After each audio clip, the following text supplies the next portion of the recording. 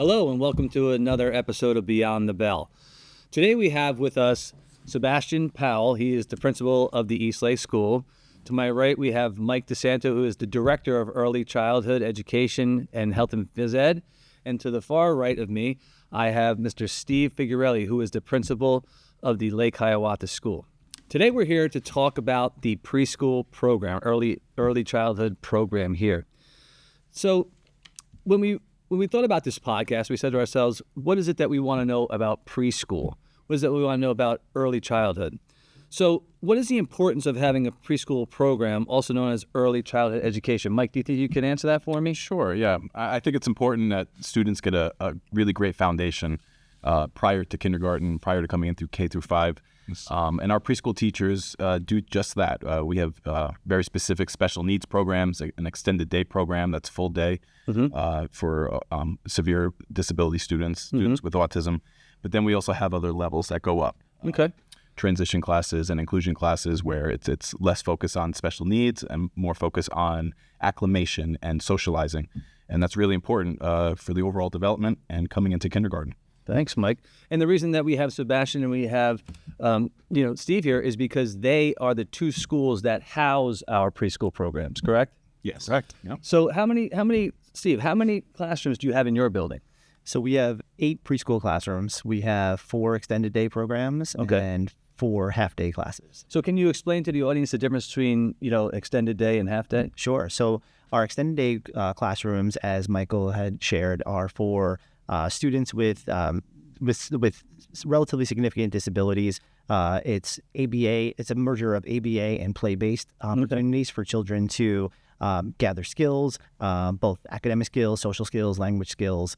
And then our half-day programs are tiered. So we have a transition class, which is a bit of a less restrictive environment than the extended day classroom. And that's a half-day program where 3-year-olds attend in the morning, and our 4-year-olds attend in the afternoon. Yeah. And it's an integrated preschool class 3 days a week. So our special education students will attend 5 days, and our general education students attend 3 days. So there's opportunities for the special education students to be integrated with their general education peers, but then also opportunities for really specific and explicit instruction on Tuesdays and Thursdays, which are the days that the general education students do not attend. Wow. And then we have 3 at Lake Hiawatha half-day classrooms that are fully integrated. So 5 days a week, our general education students and our special education students are together.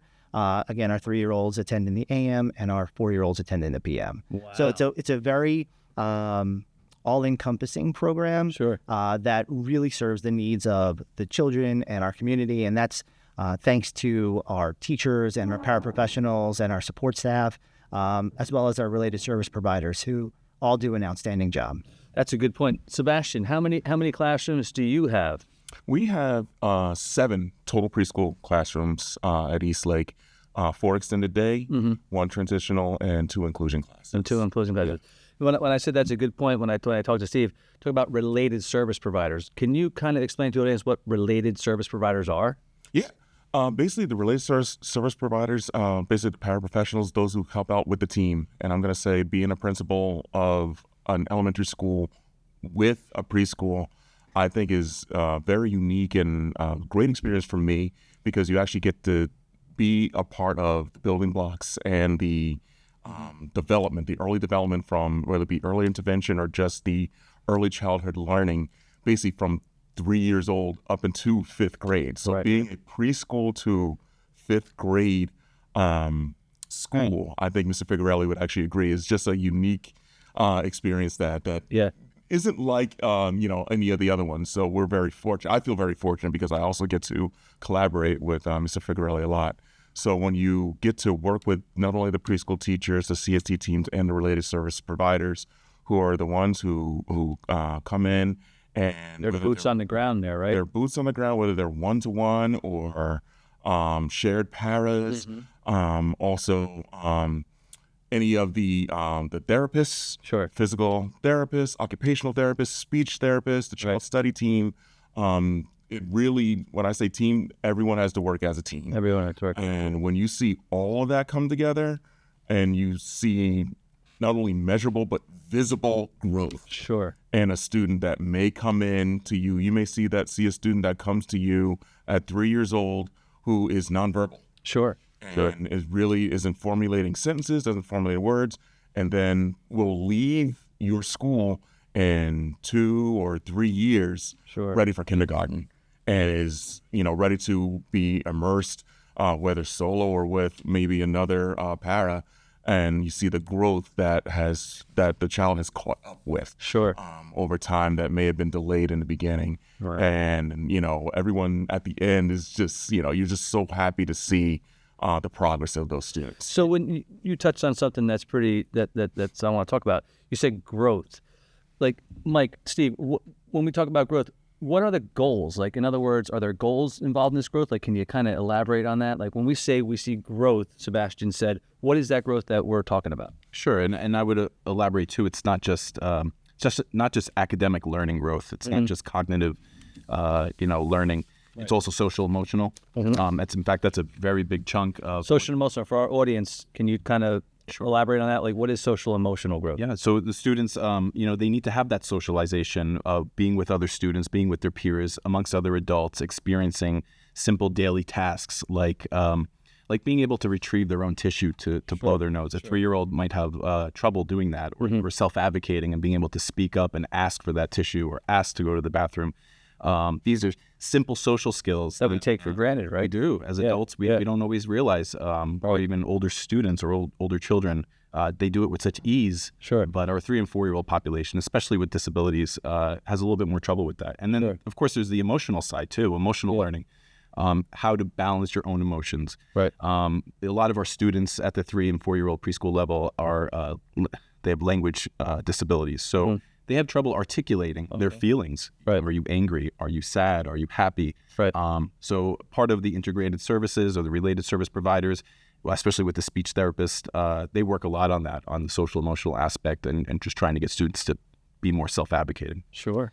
And I'd also like to add that many of our students also have behavioral goals as well. And, we are really fortunate in Parsippany to have BCBAs assigned to our preschool program. BCBAs, can you explain what BCBAs are? Sure. So our BCBAs are board certified behavioral analysts, and they work in conjunction with our CST, our child study team, our learning disabilities teacher consultant, along with our psychologist and social worker, and the classroom teachers and paraprofessionals to really work with children based on their individual behavioral needs so that we can build programs to find success for them so that when, as Sebastian mentioned, sometimes our children come to us nonverbal, and rather than having words to express wants and needs, they do so through behaviors. Sure. And so our BCBAs help our teachers and our staff work with the child to overcome those behaviors so that we can get to the root cause of the behavior and the communication.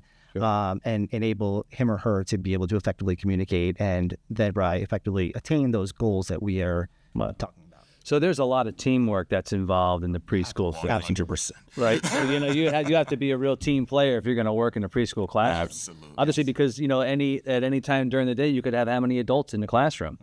You could have how many would you say? So in our extended day classrooms, between our paraprofessionals, our BCBA, our classroom teacher, and then potentially some related service providers pushing in to facilitate physical therapy or occupational therapy, could be upwards of between a half dozen and 10 adults to support in a room at one time. So it's incredibly, our children are incredibly fortunate. I think our community is incredibly fortunate that the program is so robust. Sure. And really, as Sebastian mentioned, really yields significant gains through over the year. You could see that those goals. Right. Bob, something we touched upon the social and emotional learning and cognitive learning and things like that. But, also as the phys ed director, I see the physical aspect of the pre-K program as well with the physical therapists and the occupational therapists.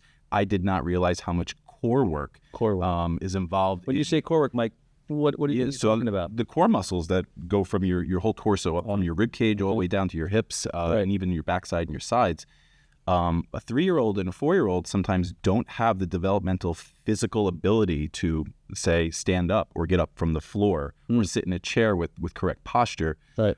So I had the pleasure of observing a lot of PTs and OTs who work on that, and it's really telling because we do that as well in athletics and phys ed, and to bridge that gap or to bridge those two things together is eye-opening. That's great. Sebastian, when we talk about preschool, I'm assuming that there are routines that happen there, and if there are routines, why are they important, especially for younger learners?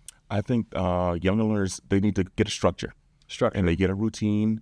And then once they're able to participate in that and learn a system that is put in front of them, whether it be just literally getting off the bus, coming in, getting your coat off, sitting down, circle time, which is basically the opening exercises that a student will sit down with the teachers and the paras and maybe some of the related service providers, saying good morning, what is the weather? And oftentimes that'll be whether through cheers or songs, you know, and, you know, I'll come in there and sometimes I love being a part of it too. I like the music. But once they get into that routine,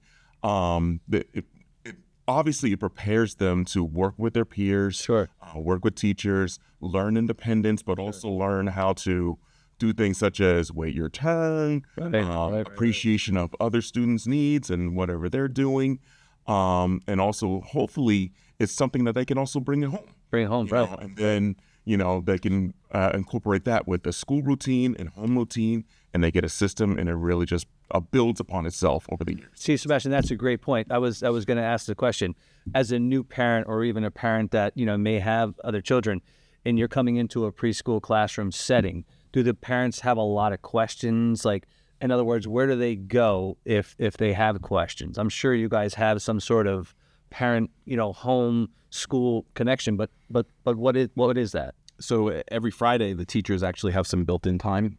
An extended day. In extended classes. That's the most restricted environment. But every Friday, the teachers have time allotted to get together and do professional development on their own, or invite parents in. Have constructive, you know, conversations about about what they could do at home or what's going on in school.